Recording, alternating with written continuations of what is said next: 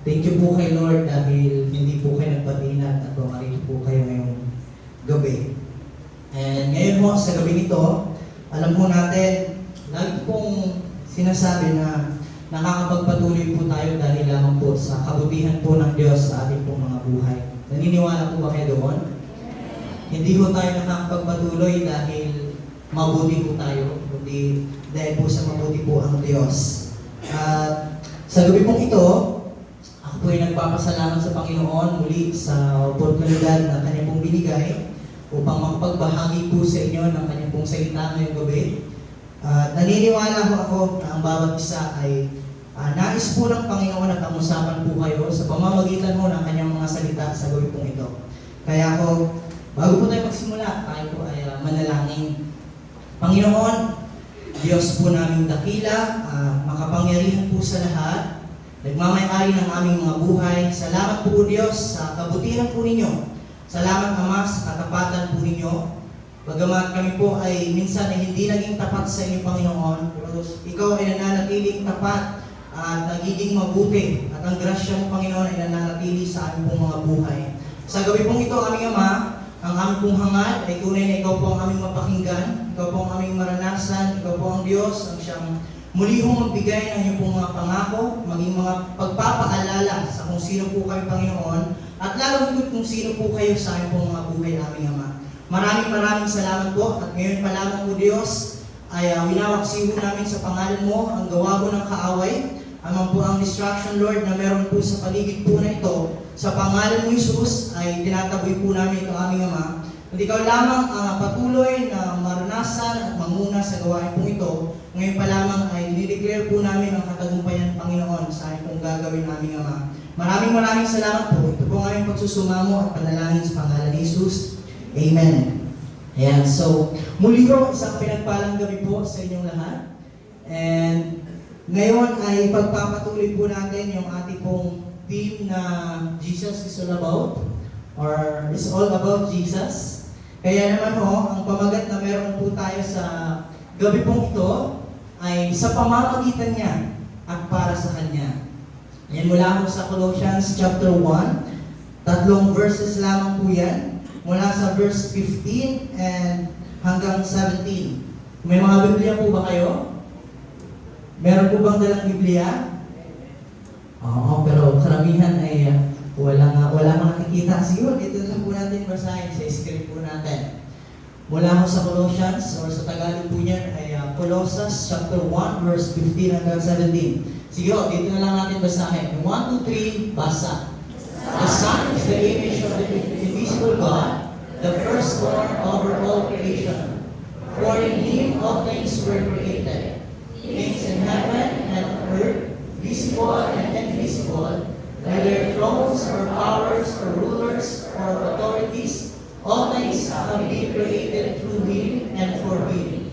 He is before all things, and in Him all things hold together. So sa Tagalog po, si Kristo ang larawan ng Diyos na di nakikita. Siya ang panganay na anak at pangunahin sa lahat ng mga nilikha. Sapagkat sa pamamagitan niya ay nilikha, nakikita man o hindi, pati ang mga espiritual na kapangyarihan, paghahari, pamamahala at pamumuno. Ang lahat ay nilikha ng Diyos sa pamamagitan niya at para sa Kanya. Last verse po, Siya ang una sa lahat at ang buhos ng sinukob ay nanatiling nas kaayusan sa pamamagitan niya. Amen. And sa ating pong pagpapatuloy, bago natin isa-isa niyan, gusto ko po kayong bigyan po ng kaunting background po nitong ating aklat ng Colossians, kung bakit po naisulat at kung sino po ang nagsulat po niyan. So walang ibang nagsulat po niyan kundi si Apostol Pablo. Naisulat po ni Apostol Pablo nung siya po ay nakakulong. At alam naman po natin kung bakit po siya nakukulong. Nakukulong po siya dahil sa kanya pong pagbabahagi po ng magandang balita. Sa lahat ng mga tao, kahit na may mga taong against, may mga taong nag-persecute at nagpapahirap, ay nagpapatuloy pa rin po siya sa pagbabahagi po ng salita po ng Diyos, ng magandang balita. Kaya dito ganun po ang kanyang kadahilanan kung bakit po siya nakulong. And kasama sa pagkasulat nitong Colossians nung siya po ay nasa kulungan. Ito pong aklat po ng Ephesians, Philippians, and Philemon. So sinusulat po niya yan habang siya po ay nakakulong. And ito pong Colossus po nito, na ihatid po ito doon sa mga taga-Colossus. Ito pong tinatawag po natin Colossae, ay hindi po siya yung personal po na nagbigay ng sulat po na ito. Kung meron po siyang tao na pinagbigyan po nito at ito pong tao to ang naglahad ng salita na kanya pong sinulat sa mga taga-roon. Walang iba kundi si Tychicus or si Tychicus. So siya po marahil ang pastor dito po sa Colossians. Kaya po siya po ang nagpahayag sa kung ano po ang sinulat po ni Pablo para po sa kanila. And ito pong sinasabing si Pablo po ay nakakulong, nabanggit po niya yan mismo dito po sa chapter 4 kasi 4 chapters lang naman po itong Colossians po na ito. So sinabi niya doon sa verse 18 na ako mismo si Pablo ang sumusulat ng pagbating ito. Huwag niyong kalimutan na ako'y nakabilanggo. So maliwanag po na siya na po mismo nagsabi na habang sinusulat niya po ito, nasa kulungan po siya. And ang rason, and syempre, ang tanong, para sa kanino ba niya sinulat? Ito pong kanya pong pagkasulat ng 4th chapter po na ito.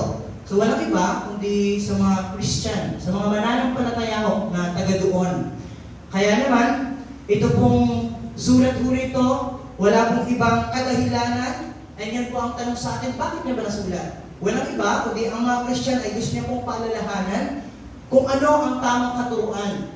Kasi that time, ang lipunan ho nila ay nagpapahayag ng maraming maling katuruan, maling paniniwala, maling kaugalian. Kaya naisulat niya ito, kahit nasa kulungan po siya, para paalalahanan itong mga Christian na nasa Colossus, na huwag kayong maniwala sa kung ano-ano ang mga sinasabi sa inyo.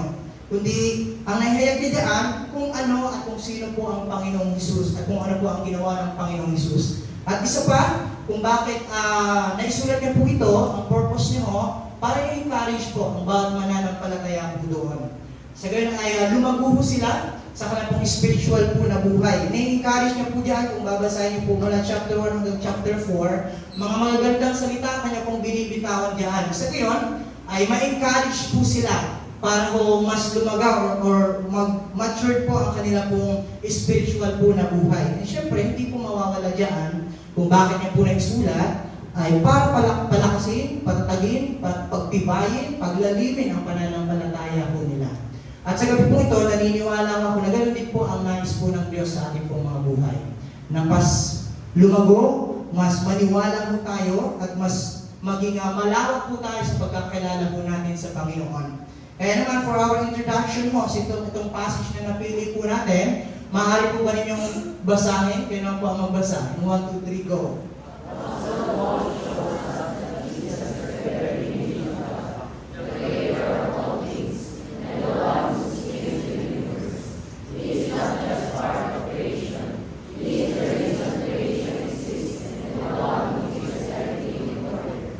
Mula po sa tatlong verses na meron po tayo, yan po ang nakatala po doon. Si Jesus is the very image of God, the creation of all things, and the one who sustains the universe, sa lahat po ng nilikha, maging sa atin mo. And sabi diyan, siya rin ang rason kung bakit po nalikha at nananatili po ang mga nilikha. Kaya naman ho, sa gabi pong ito ay nais kong ipaalala sa bawat isa sa kung paano pong pagpapaalala ko ni Pablo sa mga taga-Colossus na ang Panginoong Hesus ang siyang image of invisible God. So, maliwanag naman yan, ang Diyos po natin ay hindi nakikita. Kaya nga minsan akong napaalala po sa atin, ang mga tao, pinagpala po sila dahil naniniwala sila kahit hindi po nila nakikita. Yan ho ang ating pananampalataya po sa Diyos. Dahil alam naman po natin na tayo bilang mga tao, mabilis tayong maniwala pag nakikita po natin. Mabilis tayo na niniwala pag may nakahawakan tayo or may nararamdaman tayo.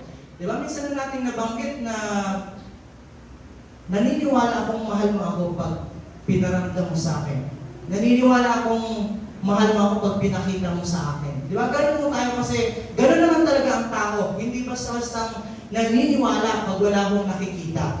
Kaya naman, itong passage po ng napili maintindi ho natin, ito ang pagpapaalala ho ni Pablo ho sa kanila, ng mga taga-Colossians, kahit na wala kayong nakikita, kahit na ang mga binabalita sa inyo ay mga magagandang salita, at pinapakitaan kayo ng mga ibang katuruan, kahit na may mahawakan kayo, huwag kayong maniwala sa kanila, kung anong mga binabahagi na, sapagkat ang Diyos natin ay hindi nakikita, pero totoo. Amen? Uulitin ko, ang Diyos po natin ay hindi nakikita, pero totoo. Amen po ba? Kaya naman yan po ang pinaka-foundation po ng ating pong Christian faith. Na bagat wala tayong nakikita pero naniniwala po tayo. At kung yun ang ginagawa po natin, sabi po ng salita ng Diyos, pinagpala po tayo lahat. At ang lahat ng naniniwala na nandito ngayon, kahit na wala kayong mahawakan, wala kayong makita, pero naniniwala kahit na wala kayong nakikita at wala kayong nahawakan, may nararamdaman po kayo. Amen? Ng pagmamahal po ng Diyos. Yan po ang ating verse 15. Sabi po ng ating verse 15, the Son is the image of the invisible God. And the Son na binabanggit po dyan, walang iba kundi ang ating pong Panginoong Hesus. Mga taga-Colossians, maniwala kayo na ito po ang Diyos po natin, ang Panginoon. Sabi na dyan, si Kristo ang larawan ng Diyos na di nakikita. Siya ang panganay na anak at pangunahin sa lahat ng nilikha. Yan ho ang unang naging paalala mo sa kanila pagpasok po ng ating verse 15. Na kayo, dapat ang faith ninyo, ang paniniwala ninyo, ang pananampalataya ninyo sa Panginoon, dapat matatag yan. Kahit na wala kayong makita, o kahit na may mga bagay man na nagbabahagi sa inyo at pinapakita kung anong Diyos nung mayroon sila, huwag na huwag kayong maniniwala. Sapagkat sabi nga dyan, si Apostle Paul po, sabi dyan, he reminds them, the fullness of Christ's presence in Christ. Jesus isn't just another religious leader. He is God Himself. Knowing us that what? God is truly light. So isang naging paalala at naging encouragement po sa mga taga-Colossians, gayon din po sa atin ngayong gabi, na maniwala po tayo na ang Panginoong Hesus, hindi lamang siya taong sinugo, kasi may ganoon pong ibang tao, na hindi po sila naniniwala kay Jesus. Ang pagkaalam lang nila, ang pinaniniwalaan lang po nila, na si Jesus ay isang propeta lang, isang sugo lang, at isang tao lang. Pero sa atin ho, bilang foundation ho ng aming pananampalataya, naniniwala ho tayo na ang Panginoong Hesus po natin, yes, 100% po na tao, and huwag natin kakalimutan na 100% po siyang Diyos. Kaya naman ho, kung nais ko pong pabakunan kayo, ilagay niyo po sa inyong pong puso at isipan na ang Panginoong Hesus, hindi lamang po siya reflection po ng God. Hindi lamang po siya taong nanggagaya po sa Diyos. Siya po mismo ang visible manifestation of God na naging tao. Diyos na naging tao. At naniniwala po tayo dyan sapagkat yan po ang true gospel po natin. Na ang Panginoon ay nagkatawang tao, na nabuhay siya, naging tao siya, at namatay para po sa ating lahat. Yan po ang pinapaalala mo ni Pablo sa kanila. Kaya nga, dito po sa ating pong sumunod po na chapter, kung ating pong iusok, ito pong ating chapter, minsan na-encounter po ni Jesus, ang kanyang pong isang apostol na si Philip. Sabi ko ni Philip, kasi si Jesus nagpapaalam na po sa kanila, okay mga disciples, magpakatatag kayo kasi aalis na ako, pupunta ako sa Ama. And di nyo alam kung saan ako pupunta. And sabi ni Philip, Jesus, iiwan mo na kami, saan ka pupunta? Sino bang pupuntahan mo? Sabi niya, sa pupunta niya sa Ama. And sabi ni Philip, kung pupunta ka sa Ama para alam namin kung saan ka pupunta at kung paano ka pupunta, sabihin mo sa amin at ipakita mo sa amin ang Ama. Tanong ko sa inyo, mali po ba ang tanong po ni Philip? Na Jesus, ipakita mo sa amin ang Ama para alam namin kung saan ka pupunta. Kung palagay natin, wala namang mali sa tanong mo ni Philip. Pero ang sabi ni Jesus, tagal-tagal na akong kasama, di mo ba ako kilala? Tagal na natin maraming ginagawa na magkasama tayo at pinapakita ko kayo ng himala. At ngayon nagtatanong ka at sinasabi mong ipakita sa inyo ang Ama. Sabi ni Diyan, sino mang nakakita sa akin ay nakakita na sa Ama. Si Jesus po nagsasalita po diyan. Kung sino na ang nakakita sa akin, nakakita na sa Ama.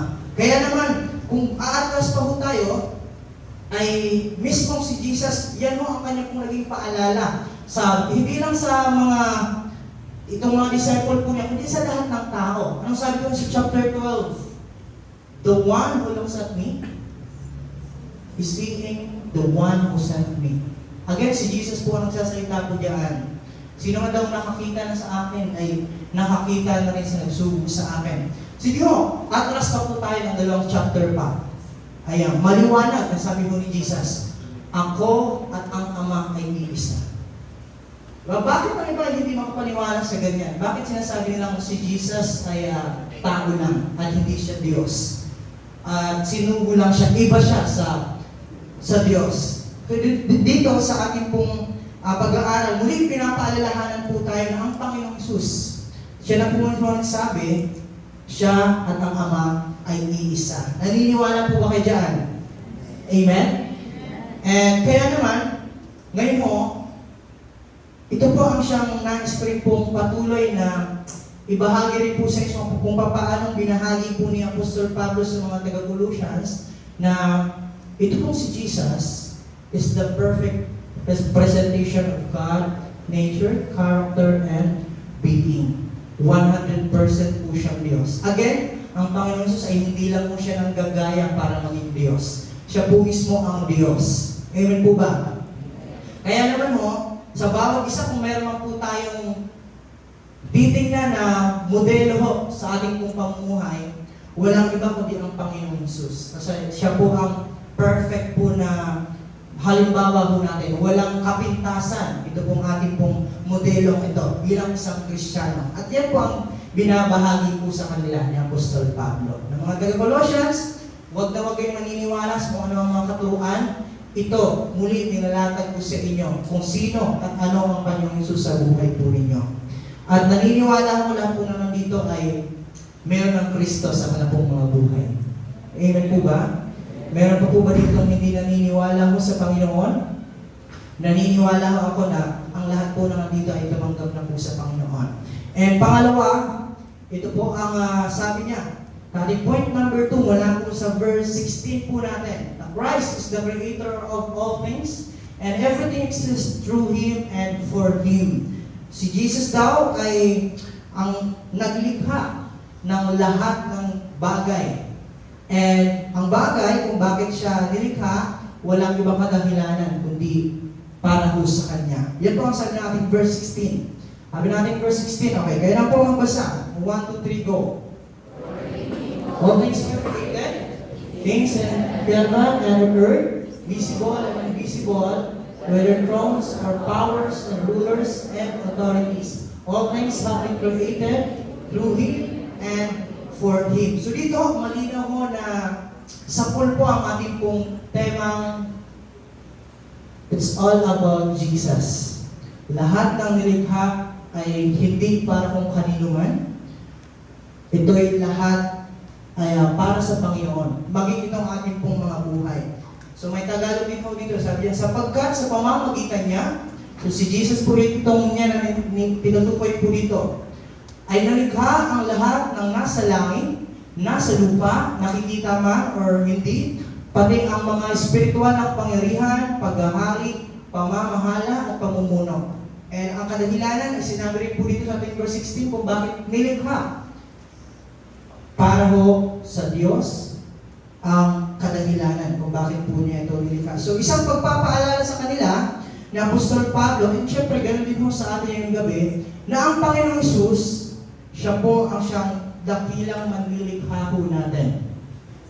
So Christ is not just involved in creation. O sabi niya, hindi lang po siya kasama sa naglikha. Siya mismo ang lumikha.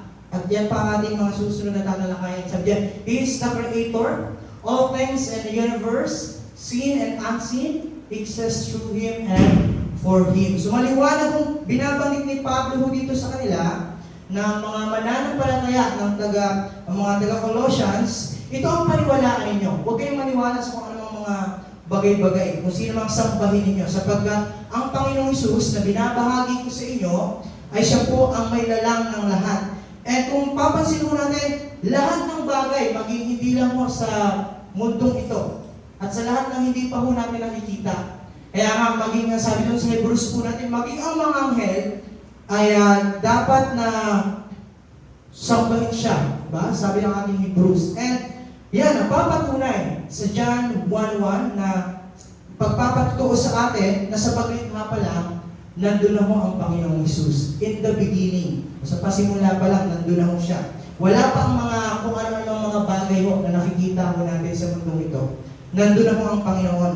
And, sumunod po dyan, hindi lang sa simula, maging sa wakas, ganun pa rin ho ang declaration ho ng Panginoong Hesus. Kaya, but this last days, He has spoken to us by His Son. So si Jesus po rin ang tinutukoy po dito. He appointed here for all things. So siya ho ang para ho sa kanya lahat yan. And through whom also He made the universe. Again, ang tinutukoy po lang sa verse na ito, walang iba kundi ang ating pong Panginoong Hesus. Yan ho ang naging paalala ho sa kanila. Na mga bagay na nakikita man or hindi, mga naahawakan man or hindi, o nasa lupa man or nasa langit, sa Kanya lahat yan at para sa Kanya lahat yan. Kaya ngayong gabi, nais ko ipaalala sa inyo ang nakakalungkot na bagay na lagi natin sinasabi. Nakakalungkot pag sinasabi natin, hindi rin nakaka-attend kasi wala tayong time.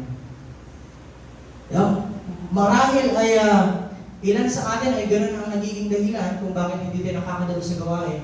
Nakakalungkot po yun. Kasi para saan po ba? Di ba tulad ng tanong mo sa Nescafe na para kanino ka ba bumabangon talaga? Para saan? Para saan ka ba nabubuhay? Pero ngayon pinapaalala mo sa atin, walang iba kundi para sa Panginoon. Kasi siya po ang may likha po sa atin. Ang sinasabi ko sa mga disciples po natin, huwag na po natin sasabihin na hindi tayo makakatin ang gawain kasi busy po tayo. Kasi paano pag ang Diyos ang nagsabi na hindi kita bibigyan ng buhay kasi busy ako ngayon? Di ba? Anong mangyayari mo sa atin? Minsan, di tayo nakakatin kasi pinagpapalit natin sa mga physical activities or anumang mga bagay-bagay. Pero ngayon ho, tulad ng pag-encourage po ni Pablo sa kanila, ganoon din ho ang nais ko pong sabihin po sa inyo. Na sana ay hindi ho natin hinuhuli ang Panginoon. Kasi siya po ang may-ari ng ating mga buhay. And siya po ang may likha sa atin. Kaya, lahat sa atin ay para sa Kanya. Yan po ang dahilan kung bakit niya tayo nilikha. Para papurihan po siya. Para bigyan po siya ng kaluwalhatian. Kaya, dalangin ko na wala nang magsasabi na hindi pa ako makakatin kasi ang dami ko pong gagawin. Ito, kung iisipin na natin, paano kung baliktarin mo natin ang sitwasyon? Sa Panginoon ang 6 days at sa atin lang yung isang araw. Payag po ba kayo doon? 6 days ang para sa Panginoon at isang araw lang po ang para sa atin. Pero kay buti nga po ng Panginoon, di ba? Sa 7 araw na meron po tayo, isa lang po ang Kanya pong hinihingi. At ang katotohanan diyan, hindi naman po talaga tayo buong araw na nandito. Oras lang po ang naibibigay po natin sa Panginoon. Pero minsan hindi pa po natin kaya. Kasi nagdadahilan tayo, may trabaho, may gawain, busy sa bahay, busy sa kung ano-anong mga bagay. Pero again, ini-encourage ko po kayo na sana hindi niyo po yun masabi. Paggawain ng Diyos, at para sa Diyos, dapat para sa Diyos. Amen? So pag-aaral, gawin natin ng hanggang 6 days, sa atin ng 6 days. And sa trabaho, or sa anong mga bagay yan, 6 days. Sabi ng Panginoon sa ating pong Exodus chapter 8, di ba? 20 verse 8, 9 and 10 hanggang 11, na huwag natin kakalimutan yung pang-7 araw. Yan ay para sa Panginoon. And palakpakan niyo po ang inyong mga sarili dahil nandito po kayo ngayon. Binigyan niyo ng halaga ang araw ng Panginoon sapagkat yun po ang utos po sa atin ng Panginoon. And yan, nabanggit din, kahit na ang mga anong uri ng kapangyarihan, ang mga nilikha ng Panginoon, ay para sa Kanya yan. Kahit mga spiritual being ay para sa Kanya, angels or nasa langit man, lahat ng yan ang naghahari, walang iba kundi ang Panginoon. Sabi doon sa ating Hebrews 1:6, kahit mga angel ay dapat papurihan siya. Hindi lang pwede natin sabihin na dapat ang mga tao ay nag-worship sa sa Lord, tama po yun. Pero ang angel, kasi nasa langit sila, dapat hindi na. Pero makikita ko natin, maging ang mga anghel ay dinideclare po dito na dapat sila rin mismo ay dakilain at luwalhatian po ang Panginoon. Kaya sabi dito, Christ's authority over everything. Sa lahat ng bagay, sa lahat ng dako, sa lahat ng pagkakataon, ang Panginoon ho ang may likha at ang bagay po rin ay para po sa Kanya. Kaya nga ho, sabi ko sa atin, lahat po ng nakikita at lahat po ng kung ano mang nangyayari po sa atin, may purpose po ang Panginoon kung bakit nangyayari ang lahat ng bagay. Kasi siya po ang may authority po dyan. Saan? Sa universe, sa forces of nature and human history and spiritual realm. And yun papatunayan ko po sa inyo na nabuhay tayo hindi para sa ating mga sarili, kundi nabuhay tayo para sa ating Panginoong Hesus. Kung maaalala ho ninyo, mali ata para sa inyo. Pero ito po yung talaan ng kaninununuan ng lolo ng Panginoong Hesus. No? Mula sa Matthew 1. Eh kung makikita ho ninyo, ay in-screenshot ko na lang ho para ho hindi madami ang malagay po natin sa PowerPoint po natin. Mula po yan sa verse 1 hanggang verse 17 ho ng Matthew 1. Nandun po ang talaan ng mga pinagmula ng Panginoong Hesus. Gusto kong hindi nyo mabasa, pero nais ko pong muli patunayan sa inyo na ang lahat po ng mga nakalista ko dito mga tao, hindi po sila nabuhay para po sa mga sarili, kundi nabuhay po sila para po sa Panginoon. So tulungan niyo po ako magbasa kung ilan po ang mga taong nandito. O mula sa kay Abraham hanggang sa kanyang papa na si Jose. O kung pang ilan si Jesus. Magbibilang na lang tayo, hindi na natin babasahin. Okay? 1, 2, 3, bilang. Si Abraham, 1. Nasa na kayo? Nasa na kayo? Ulit. Nawala yung pointer. Ayan. Salamat. Okay, mula tayo kay Abraham. Ayan. Meron ang ilaw ulit. Okay, 1, 2, 3, 4, 5, 6, 7, 8, 9, 10, 11, 12, 13. Nasa na? Dito na tayo? Pangina na. 14, 15, 16. Ito po sorry.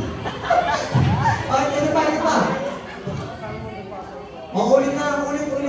Ulit. Bibilang lang naman eh. Hindi na lang natin bawasan. Ang dami ng mga pangalan na yan. Ulit ka lang mula kay Abraham. Nalilito na rin ako saan tayo. Okay. 1, 2, 3, 4, 5, 6, 7, 8, 9, 10, 11, 12, 13, 14,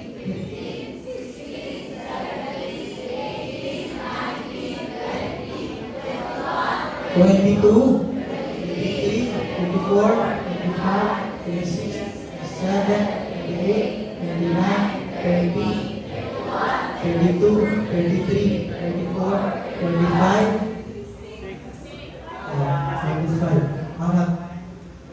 35, kay Isaiah. Okay? 36, 37, 38, 39, 40, 41, 42, 43, 44, 45, 46, 47, 48, and 49. Si Mary, ang mga taong nakalista po dyan sa ating pong sa talaan ho ng mga kaninununuan, sa mga kalululuhan ho ni Jesus. 50 na mga pangalan, ay 49 ang nandyan ho sa talaan po ni Jesus. At pang ilan po si Jesus? Pang 50 po si Jesus. And ngayon, di ba minsan ay nabuboard tayo, minsan nilalaktawan na po natin kung pag dumating po tayo dito kasi mga pangalan lang naman po yan, anong pake natin dyan, di ba? Pero ngayon, ang ginawa ko po, at binilang ko, and tinignan ko kung bakit, dami-dami ng numero, bakit si Jesus ang pang 50 na nakasulat po dito? Ano ang purpose? And ano ang nasa likod talaan ho nito. Bakit na pang 50 po si Jesus? Tinignan ko po ang Greek meaning ng number 50, and ito po ang meaning ng biblical meaning ho ng ating pong number 50. Unang-una, ito ay nagsisimbolo po ng kalayaan. At tatlo ho ang binigay ng meaning ho itong 50. Renewal and divine empowerment. So, bigyan pa po natin ang ilang pang kahulugan mula po sa biblical na meaning ho ng number 50. Number 50, ito po ay nangangahulugan din na completion and fulfillment. And sabi pa dyan, often representing the culmination of a perfect cycle of 7 times 7, 49, and plus 1, si Jesus. And number 50 emerged as powerful symbol of God's grace, restoration, and transformative power in the lives of His people. And ano pang makikita ho natin na number 50 ho sa ating pong Biblia? Yung the year of Jollibee. Gutom na ata kayo. Jollibee. No? And ano po ang tinatalakay po sa year po na ito? So, sineselebrate po yan ng mga Jewish people every 50 year. Nagsiselebrate po sila sa kanila pong itong mga bagay na ito. Freedom from death and release of slave and restoration of land.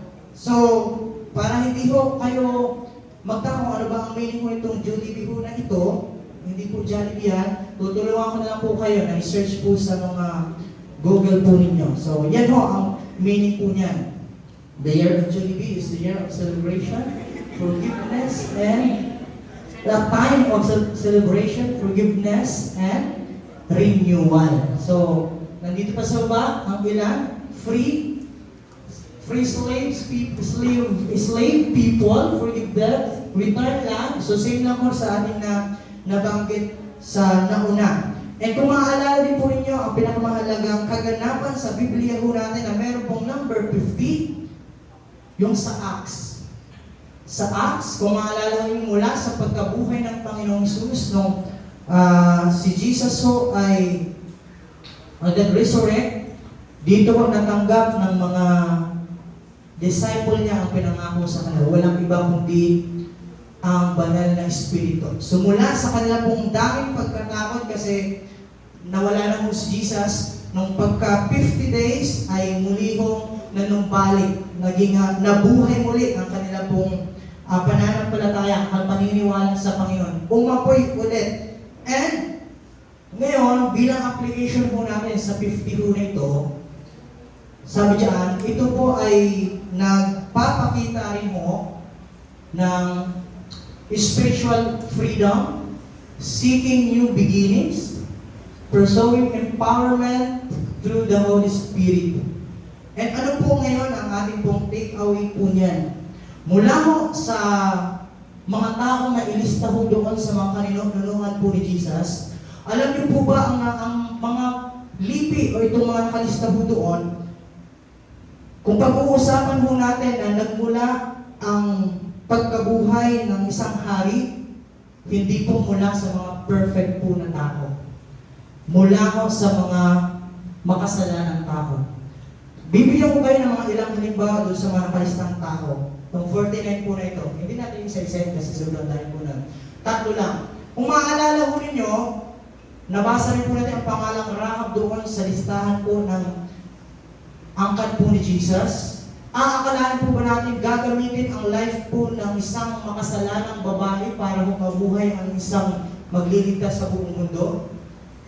Isang babae, si Rahab, kung maalala po ninyo, ang kwento po sa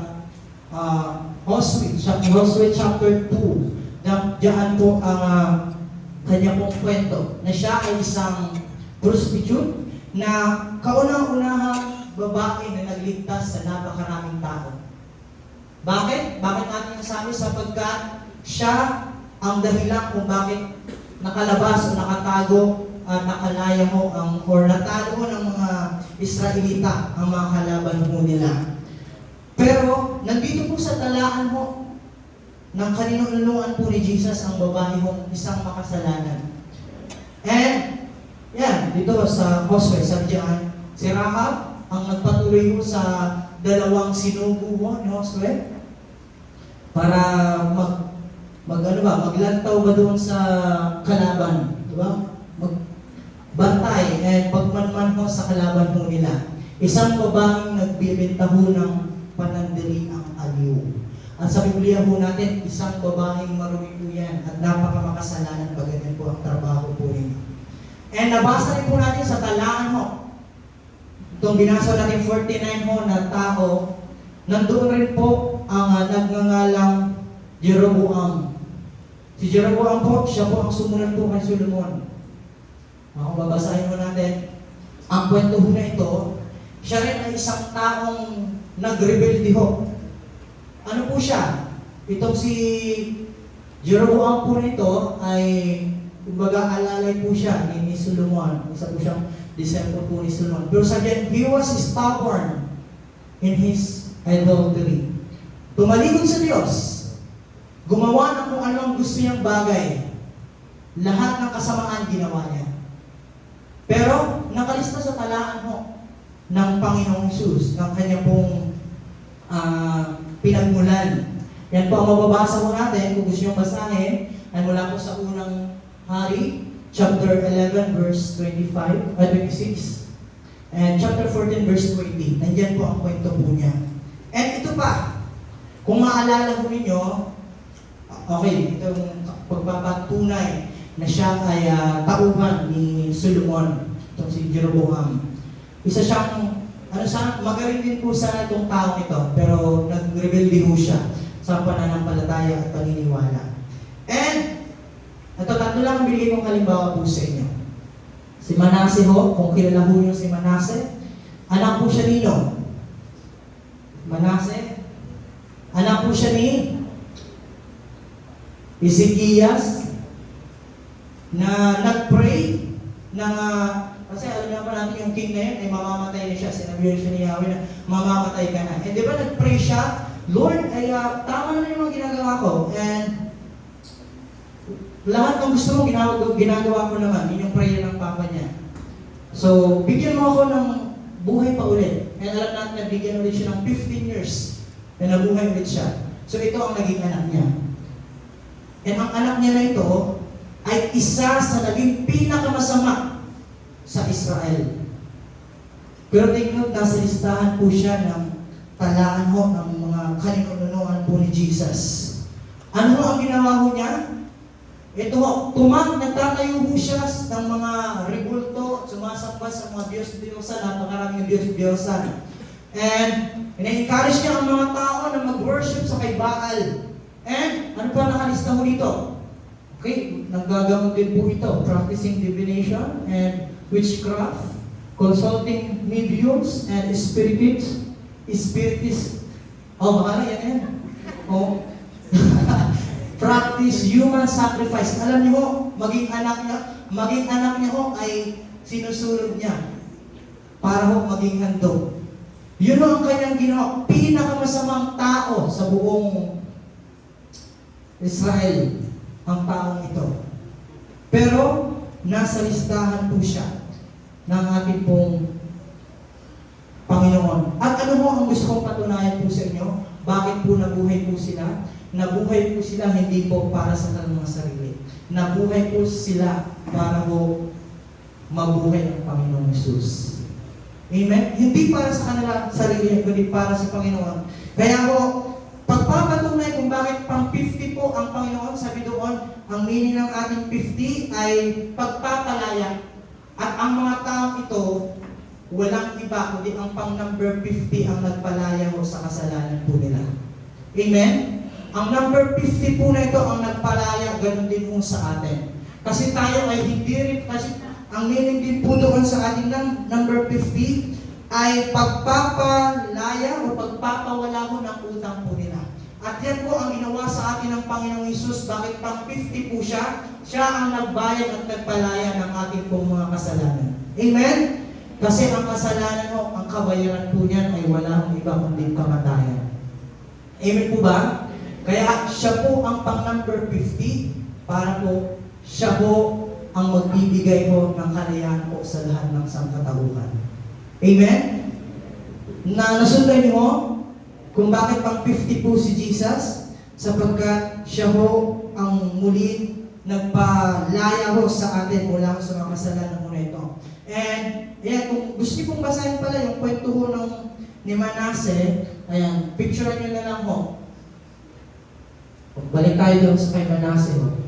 Ayan, so, mula sa pangalawang King, chapter 21, pangalawang Chronicles, chapter 12, o 32, and so Jeremiah 15. So, nandun po yung kwento kung gusto niyo pong basahin kung ano po ang kanya pong mga ginagawang kasamaan sa harap po ng Panginoon. Kaya sabi diyan, hindi rin siya naging kaluod-luod kay Yahweh. Sapagkat tinalikuran niya ang lahat ng kasuklam-suklam, tinularan niya ang mga kasuklam-suklam na gawain ng mga bansang pinalayas ni Yahweh sa mga Israelita. So, yan po ang taong naging pinakamasama. And ako, naging take away ko po dito sa kanya pong life. Dapat pag nag-pray po tayo, ay nag-iingat din po tayo. Kasi bakit po nabuhay ito pong pinakamasamang taong ito sa Israel? Kasi yan po ang dalangin mo ni Ezekias, na Lord, bigyan mo ako ng 15 years pa. Diba? Ito ang naging anak. Sa panalangin niya, ito ang naging sagot. Kaya ho, sa akin lang naman, maana kayo sa buhay niyo, kung ano ang tipangin niyo doon, ano? Kaya naman, itong pagpapatunay, itong mga tatlong tao lang po ang nilista ko po dito, pero kung gusto niyo pong pag-aralan yung 49 ho na tao na yon, ito lang po ang sasabihin ko, sila rin po ay hindi po mga perfect po na mga tao. Kaya ho, pang number 50 si Jesus para sa mga hindi po, o mga bagay po na nagawa nilang kasamaan, si Jesus po ang nagpalaya ho sa kanila. Tulad ho sa atin. Si Jesus din ang nagpalaya sa atin mula ho sa mga utang na hindi ho natin kayang bayaran at yan yung kamatayan. Amen?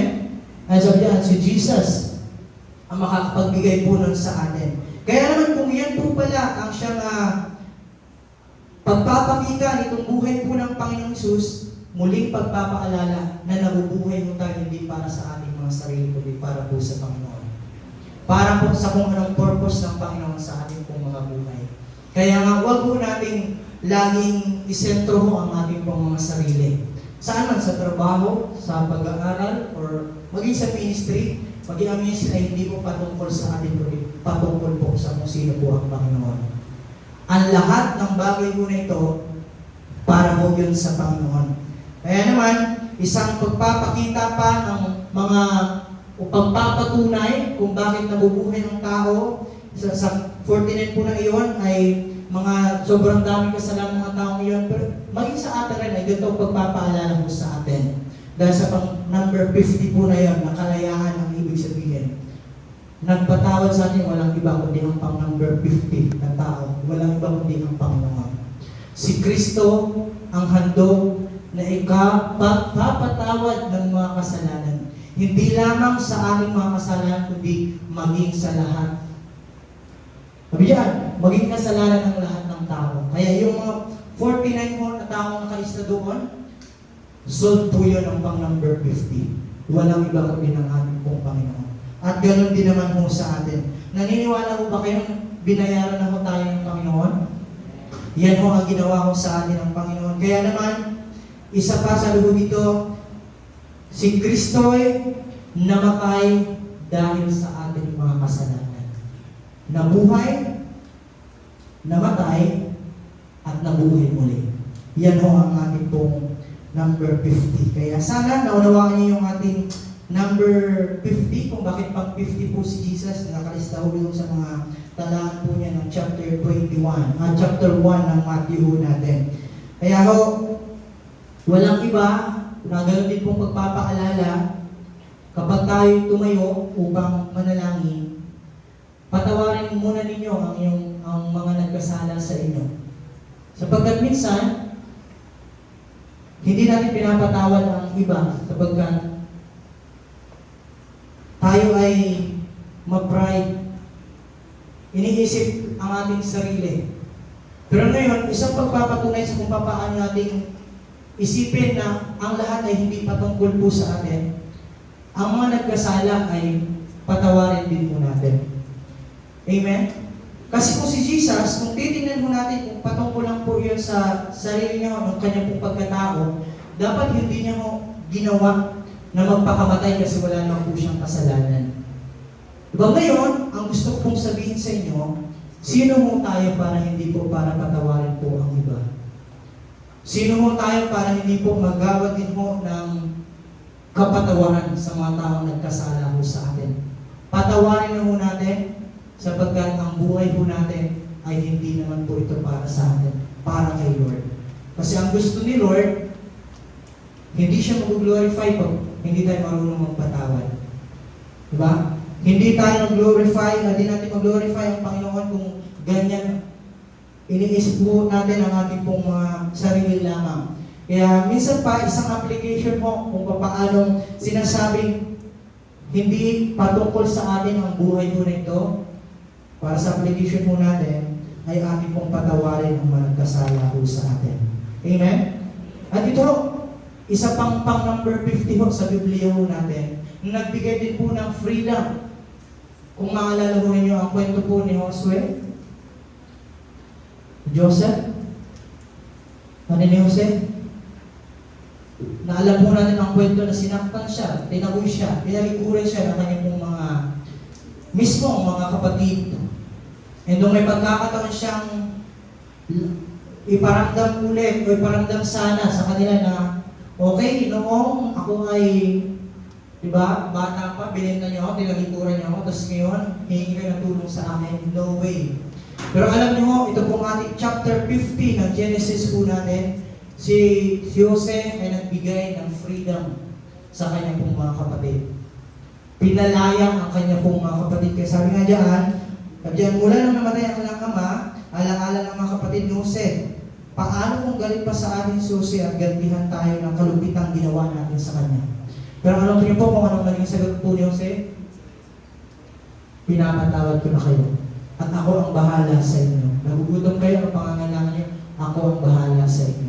Ito ay recorded po yan sa ating pong Genesis chapter 50. No? Kaya naman, ngayon, sa ating pong malapit na pagtatapos, ng point number 2. If Christ, ito ang tanong sa akin yan. If Christ created everything and has authority over everything, what does that say about His role in your life?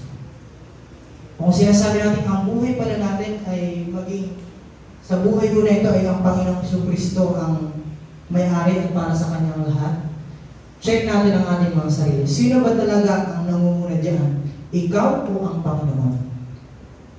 Sana ho ang Panginoon. Kaya ho isang application dyan, kung ang Panginoon ay nangunguna, sana ho wag natin sabihin hindi tayo aatin sa gawain kasi marami tayong ginagawa.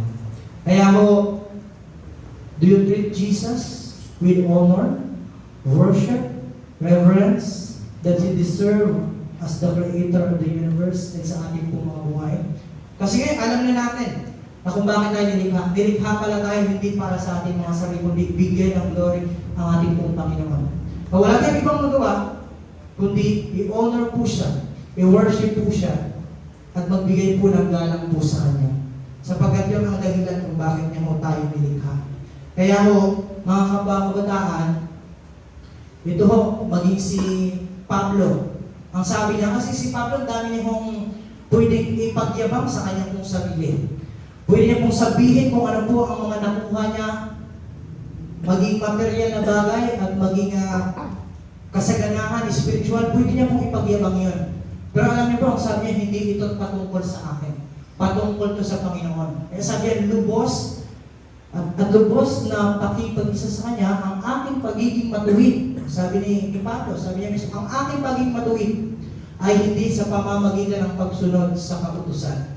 Hindi ito sa pamamagitan ko, kundi sa pananalig kay Kristo. Ang pagiging matuwid ko ngay buhat sa Diyos sa pamamagitan ng pananampalataya. So maliwanag ko, bagamat ang dami niya pong nakuha pong recognition at dami niya pong mga bagay na pwedeng ipagyabang, Hindi niya po sinabi na dahil yun magaling ako. Hindi dahil mahusay ako. Hindi dahil na dami kong pinag-share ng gospel. Kundi dahil lahat ng iyon sa Panginoon. Binanggit niya rin mismo dito na it's not about me, it's all about Jesus. Kaya ibulong mo sa sarili mo, hindi ito patungkol sa akin. Patungkol ito sa Diyos. Anong ginagawa mo sa pag-aaral? Hindi yan patungkol sa iyo. Sa pag-aaral mo, ang nais ni Lord, bigyan mo siya ng glory. Sa trabaho mo, hindi yan patungkol sa iyo. Ang gusto ng Diyos, bigyan mo siya ng kaluhatian, ipakilala mo siya sa trabaho mo. Maging sa ministry. Ang ministry ay hindi para sa atin, para sa Diyos. At yun yung sinasabi mo ni Pablo sa atin. Amen po ba? Kaya naman, ito pa ang magandang sinabi niyo sa sumunod po na verse po niya. Di ko ata nasulat. Verse 10. Ang sabi niyo, ang puso ko ay mas lalo pang naghahangad na bigyan po ng kaluhatian ng Panginoon. O ito pala, meron. Ang tanging hangarin ko, walang iba kundi lubusang makilala kung sino ang Panginoon sa buhay niya. Sapagkat ang Panginoon ang lahat sa Kanya. Kaya sana ganun din mo tayo, ang Panginoon ang lahat po sa atin. Pero minsan, bagsak po tayo, supply tayo dyan. Ang buhay natin ay para sa atin lang lahat. Kinakalimutan na nga natin ng Panginoon eh. Hindi na tayo umaaten, hindi na rin pinapahalaga ng Panginoon. Pero ngayon, nais kong ipaalala sa inyo. At ito itanong din sa inyo tulad ng sinasabi ko ni Pablo. Kasi hindi naman pala ito patungkol sa akin, ang dami kong ginawang mabubuti. Sa akin pagiging matuloy, hindi ito patungkol sa akin. Patungkol ito sa Panginoon, kaya ang gagawin ko, mas lalo ko pang hangarin na makilala kung sino siya sa buhay ko. Kaya ang tanong ko sa inyo ngayong gabi, ngayon, check niyo ang inyong mga sarili. At kayo mga makakalam na. Nandun pa po ba ang desire po ng inyong mga puso na makilala po ang Panginoon? Kung bakit pumupunta ka sa mga gawain, kung bakit ka nagpipray, kung bakit nagbabasa ng Biblia, kung bakit gumagawa ka ng mabuti, ganun po ba ang desire po natin? Kasi gusto ng puso ko, dinidesire ng puso ko ngayon na mas makilala pa kung sino ang Panginoon. Kasi siya naman pala ang patungkol sa lahat ng ito. Sana ganun din po tayo. Kaya, sa ating pong point number 3 for our last point po, Jesus is the sustainer of all things. Ang ating verse 17. He is before all things, and in Him all things hold together. Nilikha niya ang lahat at hindi natatapos doon. Okay, nilikha ko kayo, para kayo sa akin, bahala kayo sa buhay niyo. Hindi ho. Nagpapatuloy pa rin. Bidyan, siya pa rin ang gagawa sa buong sa sinukob na maganda para manatili ang kaayusan. Yan ho, kung mababasa mo natin, naalala ko lang yung pinag-aaral natin sa Proverbs. Ang binanggit po sa Proverbs chapter 8 verse 22. Kaya sabi ng ating verse 17, siya ang una sa lahat.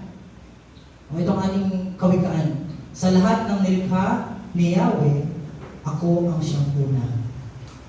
Noong una pang panahon, ako ay nalikha na. Kaya nga sabi ko ng ating Biblia, sabi ng Panginoon, bago malikha si Abraham, itong mga ninuno ninyo, bago sila dumating, ako ay ako na.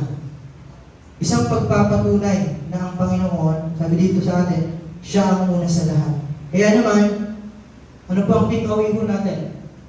Si Jesus, sabi diyan, not only did Christ create the world, but He also sustains and holds everything together. Without Him, everything would fall apart. Yan ang katotohanan. Sa ating mga buhay, kung ilalagay mo natin ang application po dyan, kung wala sa atin ang Panginoon, magulo ang buhay po natin.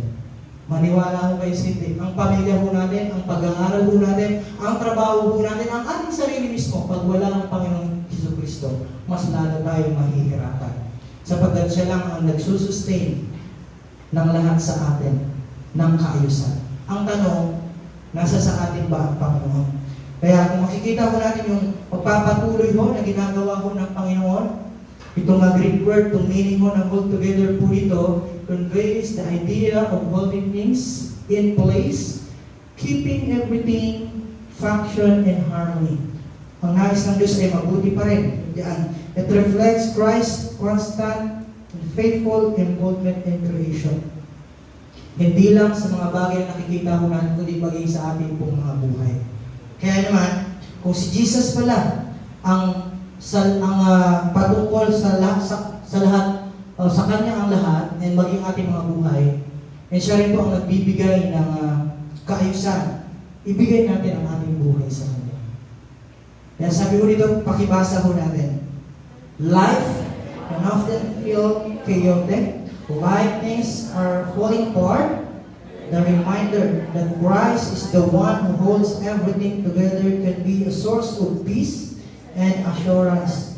When your life falls out of control, you might trust that Jesus is still the one who keeps everything in balance, even when we don't understand now.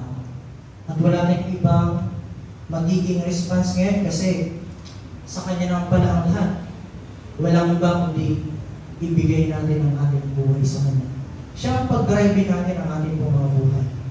Diba? Sa gitna, nagtitiwala ka, kahit di mo alam minsan ang dinadaanan, sa kay Lord pa kaya? Diba? Sumasakay tayo. Sinasabi lang natin sa driver, pababa na lang po sa ganito, sa kung saan ka pupunta. Di mo alam kung saan dumadaan ang driver. Pero nagtitiwala ka, nakakarating ka doon sa buhay na yun, at sa pupuntahan mo na yun. How much more pa dapat kay Jesus? Hindi mo natin alam ang daan, pero magtiwala ka sa driver ng buhay mo. Walang iba kundi ang Panginoon. Kasi sa Kanya ang lahat at para sa Kanya ang lahat. Amen? Kaya, ngayon kung ano po ang nararamdaman at nararanasan po natin sa pag-aaral, sa sarili, sa trabaho, o anong bagay na ginagawa ninyo, ito lang po ang tanong ko sa amin yan. Nagtitiwala ka ba sa Panginoon? Na kayang, kanya ang nararamdaman mo ay parang hindi naman maganda na experience mo, pero nagtitiwala ka ba to Jesus to hold your life together when things falls chaotic or trying to handle on your own? Sino ba? Sino nagdadrive ng buhay mo ngayon? Sa pag-aaral mo, sa trabaho mo, sa ginagawa mo, sarili mo, or siya? At ikaw lang ang makakasagot dyan. Kaya wala tayong ibang dapat gawin kasi nalaman na natin ngayon, hindi naman pala ito patungkol sa atin, isurrender na lang natin ang ating mga buhay sa Kanya. Kasi patungkol lang pala yun sa Kanya. Again, it's not about us, it's all about Jesus. Kaya isurrender mo na ang buhay sa Panginoon. Maaari ba natin tawagan ang ating pong music team sa ating pong pagtatapos, tayo po'y umawit bilang pagtugon. At ito pa ang challenge po sa atin ng Panginoon. Ngayong gabi, ito po ang challenge po sa atin ng Panginoon.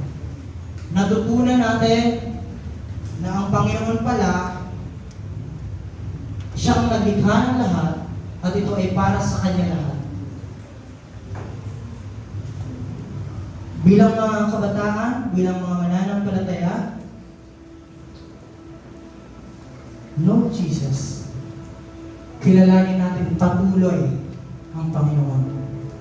Understand kung ano ang kaya niyang gawin. Diyan, kung sino siya at kung ano siya. And dahil wala naman pala ito, hindi naman pala ito patungkol sa sarili natin, i-honor na lang natin ang Panginoon. Isuko na lang natin sa Panginoon. Ibigay na lang natin sa Panginoon. Lord, di naman pala ito patungkol sa akin. Ikaw na Lord ang mag-drive ng buhay ko. And hindi ito patungkol sa atin, magtiwala na lang tayo sa Kanya kasi ito'y patungkol naman para sa Kanya. When life feels overwhelming, trust that He is holding everything together, including your life. Alam mo kung bakit nahihirapan ka ngayon? Kasi patuloy na ikaw ang nag-drive ng buhay mo. Alam mo ninyo kung bakit lahat ng bagay ay parang hirap na hirap po tayo? Kasi hindi natin sinusuko po sa Panginoon. Gusto mo ikaw laging gumagawa, gusto mo ikaw laging bida, gusto mo sa'yo lahat nakasinto ang lahat ng bagay pero nagkakamali ka. Patungkol doon sa Panginoon. Kaya, naanyayahan ko po ang lahat na tumayo. Awitin mo natin, kung awitin ito bilang, Lord, dahil hindi naman pala ito patungkol sa akin, ibibigay ko ang aking puso. Ibibigay mo ang aking kaluluwa. Mabubuhay ako para sa iyo lamang. Ang aking hininga, ibibigay ko sa iyo. Kasi ang lahat ng kaparaanan ay para sa iyo. Ikaw ang ito. I-desire natin na ma-honor natin ang Panginoon and sa buong puso ay i-worship natin siya kasi hindi naman palito patungo sa akin, hindi patungo sa Kanya. Awitin mo natin lahat po ng bagay mo na ito. Again, hindi patungkol sa akin, hindi patungkol sa akin. Sige po, tayo po ay bilang awitin po, maging panalangin na rin po natin ito. Yes, Lord. This is my desire to honor you. Yes, Lord. Lord, with all my heart, I worship you. All I have, Lord. All I have within me, I give you praise. All that I adore is in you. Yes, Lord. This is my desire, Lord. This is my desire to honor you, Lord, with all my heart. I worship you. All I have, Lord.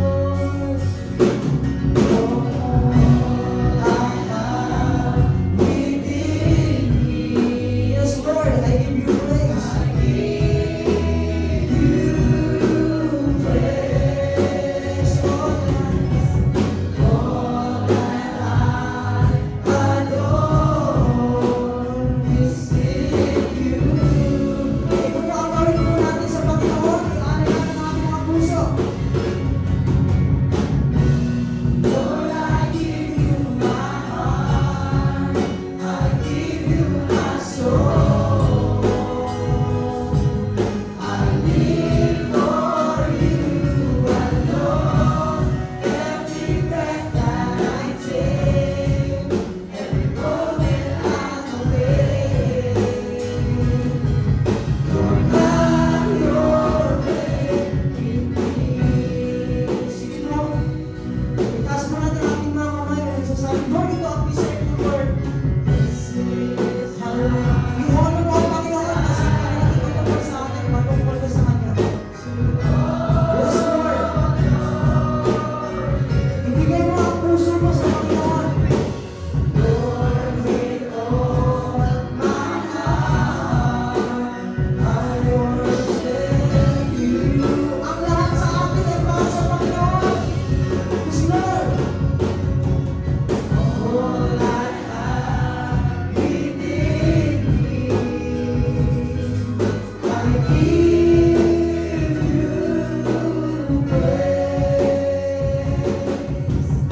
All that I adore is in you. Yes, Lord. Lord, I give you my heart. I give you my soul. I live for you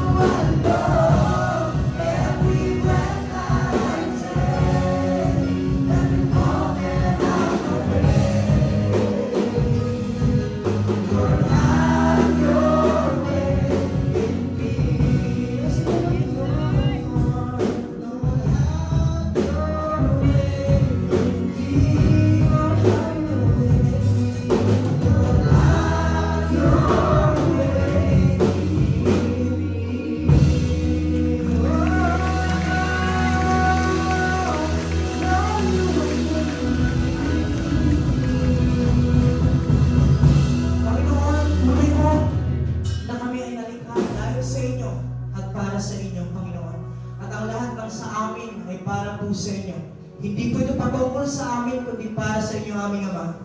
Kaya tulungan mo kami, Lord, aming Ama, na ibigay lahat sa inyo mula sa aming mga puso, ang aming mga kaluluwa, ang aming mga kagustuhan, Panginoon, ay ilagak namin sa inyo.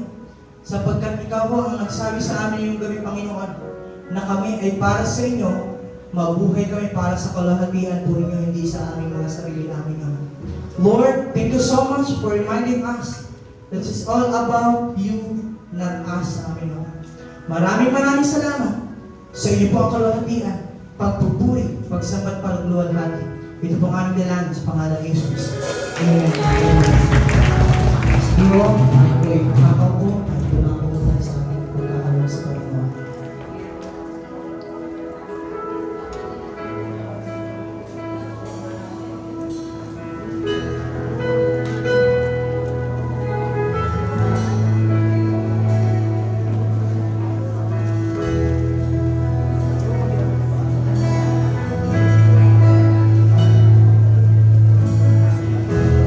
I surrender.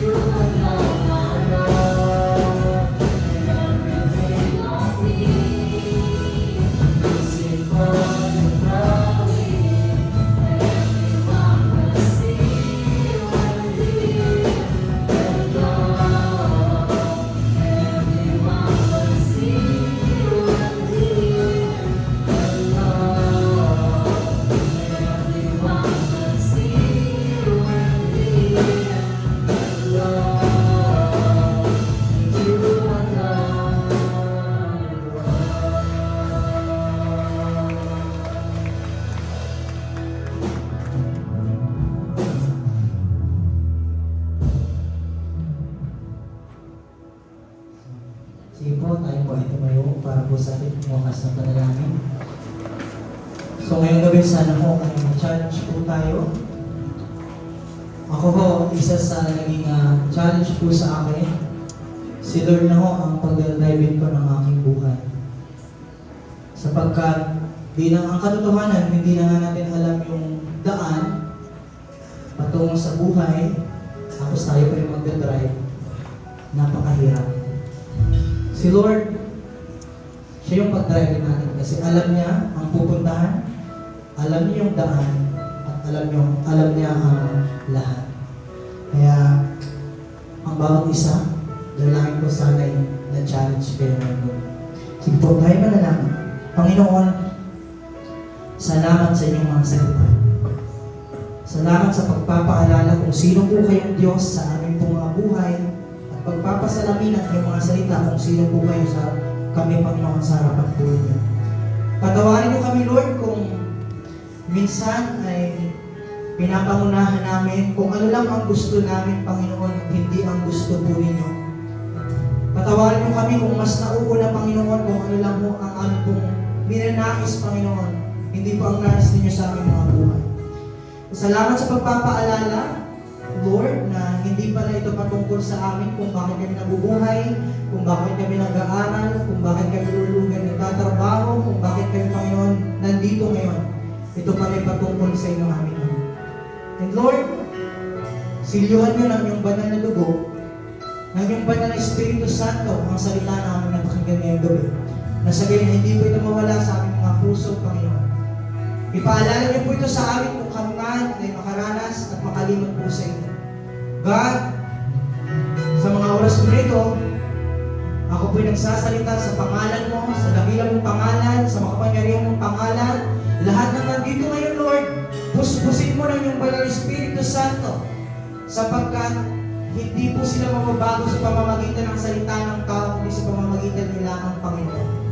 God, sa pamamagitan at sa tulong ng iyong banal na Espiritu Santo, mababago ang kanilang pananaw at kanilang mga buhay namin.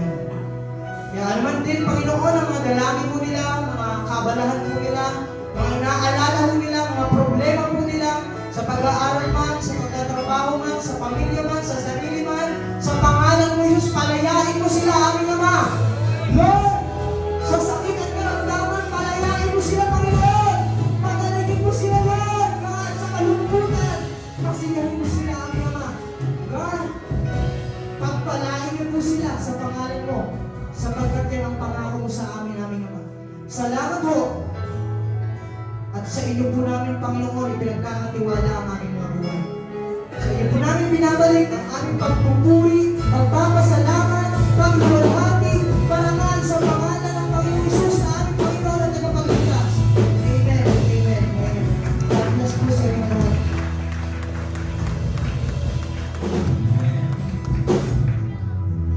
Salamat po kay Pastor Rex for the message. At ngayon po, bago tayo umuwi, gusto ko lang po mag-announce ng ilang mga bagay po. First and foremost po, gusto ko po mag-iwan ang mga sumusunod po ng mga kabataan for a very short meeting po po para sa performance ng Christmas service. So kung nandito ka po, please remain and please go to the side of our sanctuary.